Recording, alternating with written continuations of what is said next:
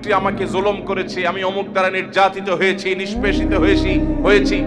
এরকম জুলুমের শিকার মানুষ যদি তার জুলুমের কথা বলেন এবং আত্মরক্ষার চেষ্টা করেন, জালিমকে চিহ্নিত করেন, তাহলে সেই মন্দ, সেটাও তো জুলুম করেছে একজন, মন্দ কথা মন্দ কাজ, ওইটার যদি ছড়াছড়ি হয়, ওইটা যিনি শিকার হয়েছেন তিনি যদি প্রচার করেন, অন্যদের কাছে বলেন, তাহলে সেটা আল্লাহর কাছে অপছন্দনীয় না।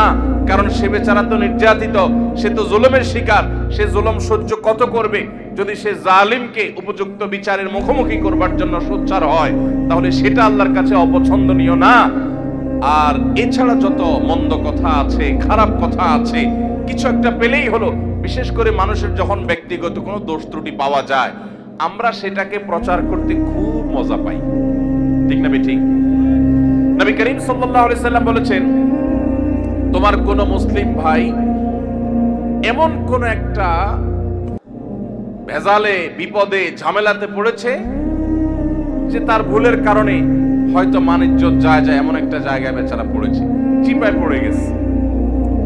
এই সময় সে চায় সবাই তাকে যেন সহযোগিতা করে, সাহায্য করে, তার এই দোষটা নিয়ে যেন খুব বেশি বাড়াবাড়ি চর্চা করি যেন না হয়, সেটা চায়। ওই সময় যদি কোনো আল্লাহর বান্দা দাঁড়িয়ে ওই ব্যক্তির ইজ্জতকে বাঁচাবার চেষ্টা করে, যে ভুলে হয়ে গেছে, অথবা এরকম জটিল কিছু না, বেচারাকে একটু তার সম্মানটাকে রক্ষা করার চেষ্টা করে, তাহলে সেক্ষেত্রে যে এই উদ্যোগ নিল একজনের ইজ্জতকে বাঁচাবার জন্য, এই বেচারাও, এই লোকটাও তার জীবনে কখনো যদি এরকম বিপদে পড়ে, তাহলে আল্লাহ সুবহানাহু ওয়া তাআলা তার ইজ্জতকে এইভাবে রক্ষা করবে।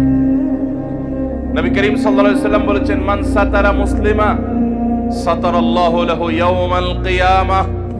যে ব্যক্তি কোনো মুসলমানের দোষ গোপন করবে, কিয়ামতের ময়দানে মানব ইতিহাসের সকল সদস্য, আদম আলাইহিস সালাম থেকে নিয়ে কিয়ামত হওয়া পর্যন্ত আগত সকল মানুষ যখন উপস্থিত থাকবে, সবার সামনে ওই ব্যক্তির দোষটাকে আল্লাহ তাআলা ডেকে এনে গোপন করে দিবেন। আল্লাহ ডেকে কাছে এনে আল্লাহ রাব্বুল আলামিন বলবেন, চাদরে আবৃত, আপনি আল্লাহর কাছাকাছি এসেছেন। আল্লাহ সুবহানাহু ওয়া তাআলা বলবেন, বান্দা তুমি অমুক অমুক গুনাহ যে করেছো, আতাযকুরু যামবা কাযা ওয়া যামবা কাযা, তোমার অমুক অমুক পাপ, অমুক অমুক অনাচার, জুলুম, হারাম কাজ যে করেছো, তোমার কি মনে পড়ে? বান্দা বলবে, আল্লাহ অবশ্যই মনে পড়ে, সব তো প্রমাণ এভিডেন্স সহ আছে আল্লাহর কাছে। তখন আল্লাহ বলবেন, দুনিয়াতে সেটা আমি ঢেকে রেখেছিলাম, মানুষের সামনে প্রকাশ করে নাই। মানুষের সামনে তুমি ভালো ছিলা, কিন্তু তোমার তলে তলে এই দোষ ছিল, আমি ঢেকে রেখেছিলাম, প্রকাশ করি নাই। আজকেও ঢেকে রাখলাম, প্রকাশ করলাম না, তোমাকে মাফ করে দিলাম। আল্লাহর পক্ষ থেকে এই বিশাল বড় নেয়ামতটা ভাই, আপনার, আমার, ওনার আমাদের সবার প্রয়োজন ভাই। আমাদের দোষ ত্রুটি যদি সব আল্লাহ তাআলা প্রকাশ করে দেন, আমরা রাস্তায় চলতে পারবো না।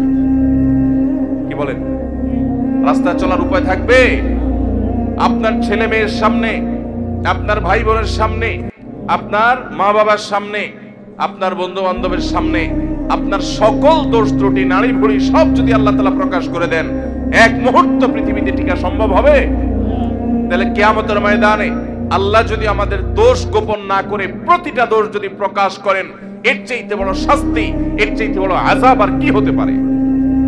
সে আযাব থেকে বাঁচার জন্য অন্যতম উপায় এবং মাধ্যম হলো দুনিয়াতে মানুষের দোষ ত্রুটি পেলেই সেটা বলে বেড়ানোর এই মানসিকতা পরিহার করতে হবে। হ্যাঁ, কিছু দোষের প্রচার প্রয়োজন আছে, মানুষকে সাবধান করার জন্য, সতর্ক করার জন্য, সেটাও যতটুকু না করলে নয় ততটুকু। এর বাইরে মানুষের দোষ নিয়ে অহেতুক চর্চা করে বেড়ানো, বিশেষ করে আবারও বলছি, ফেসবুকের এই যুগে, টুইটার, সোশ্যাল মিডিয়ার এই যুগে, টিকটকের এই যুগে, কিছু একটা পেলেই হলো এক শ্রেণীর ভাইরা আছি আমরা ওইটা নিয়ে রাস্তায় ঝাঁপায়া পড়ি। আল্লাহ আমাদের সবাইকে হেদায়েত দান করুন। তাহলে এক শ্রেণীর মানুষের কথা জানলাম, যাদেরকে আল্লাহ তাআলা অপছন্দ করেন, আল্লাহ তাদের পছন্দ করেন না। আল্লাহ বলেছেন, ইন্নাল্লাহা লা ইউহিব, ইন্নাহু লা ইউহিব ওয়া লা ইউহিব্বুল্লাহ। আল্লাহ তাআলা অপছন্দ করেন কাদেরকে? লা ইউহিব্বুল্লাহুল জাহরা বিস-সুই মিনাল কাওলি ইল্লা মান যুলিম। কোন খারাপ কথা